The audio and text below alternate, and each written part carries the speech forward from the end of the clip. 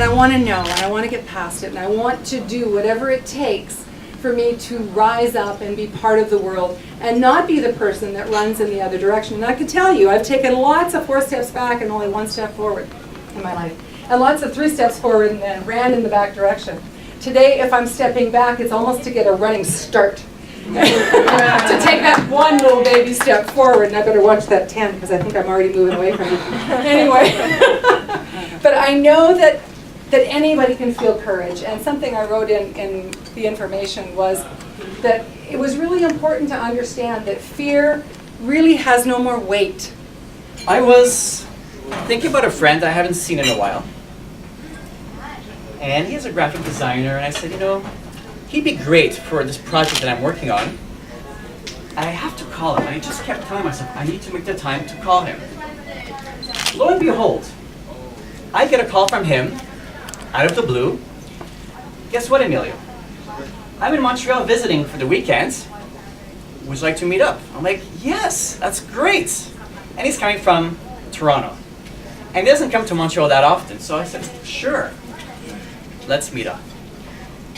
I'm like thinking to myself, wow, what a coincidence. I've been meaning to call him and talk to him, and out of the blue, he makes the connection and contacts me. But is it really a coincidence, or did I make it happen?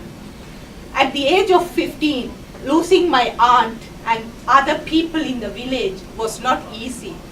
But as Glynis mentioned, when I was going for my dad's funeral, it was 25 hours travel, but nobody didn't believe that I was going for a funeral because my smile was just radiating through me. Because when I was going, I was deep inside me, I was so happy because my dad lived 70 years of life. He had his first heart attack in 1998. At that time, my brother was 8 years old and I was just in school. Now we both of us are working, and that deep inside me, that joy was just radiating, and I was so thankful for the life he has lived. So I bit the bullet and I joined Toastmasters. Toastmasters, and it was a wonderful experience because I jumped into this group of supportive people, and there were mentors, and they were pushing me, and it was great. And the first time I sat in this room, first time as a guest, I was terrified. Terrified of these people who would stand up in front of a room and speak and not die. And I couldn't believe that one day would I really try that. And I did. And my first speech was equally terrifying, and I stood behind a podium and I read everything in my speech. But I managed to not die, which was positive.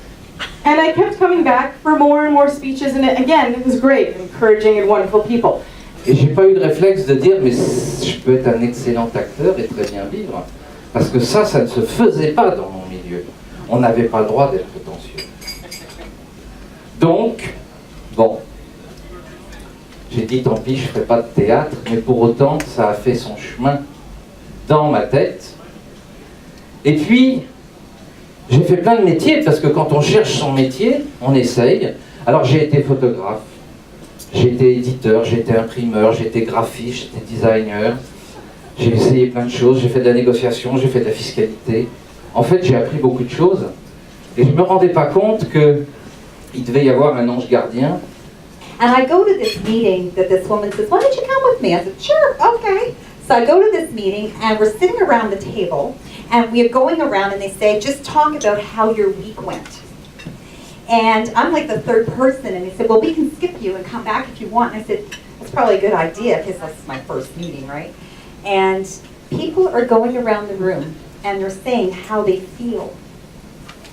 And I'm like, huh? What is that?